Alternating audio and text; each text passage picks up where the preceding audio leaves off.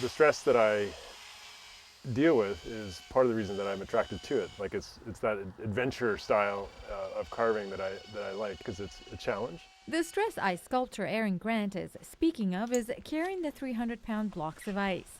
But the challenge he enjoys is turning them into this. The thrill of doing it is certainly the thing that draws me to it. It's a stress to lift the block. It's 300 pounds of ice.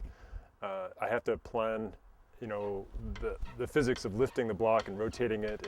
It's always a challenge to try to get the block into position.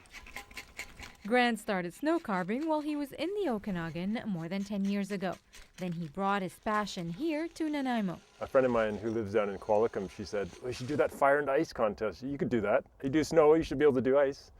And I thought, well, it's not really the same, but sure, I'll figure out how to do it. And so I researched online and sort of got some tools and gave a couple a try and then did that contest down in Qualicum Beach. He honed his ice sculpting skills by volunteering, and that was a big money saver for him.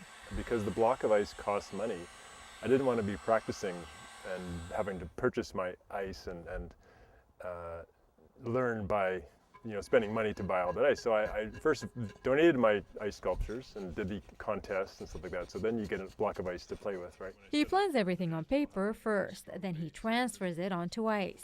He then cuts through using various tools he's collected over the years. The ice obviously needs to be cold to stay ice.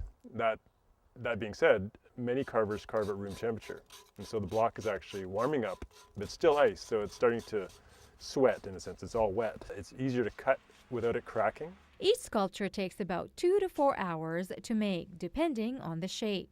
And he's done a variety of shapes and sizes. I've done the Empire State Building to scale. That was a tough one. Did a couple ice bars, a dragon, that was a good one.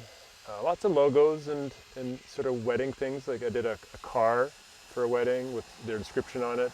You can find more pictures and samples of his work on his website, coolasice.ca. And he's hoping to delve possibly into sand sculpting one day. In Nanaimo, for Shaw TV, I'm Ginia Tosi.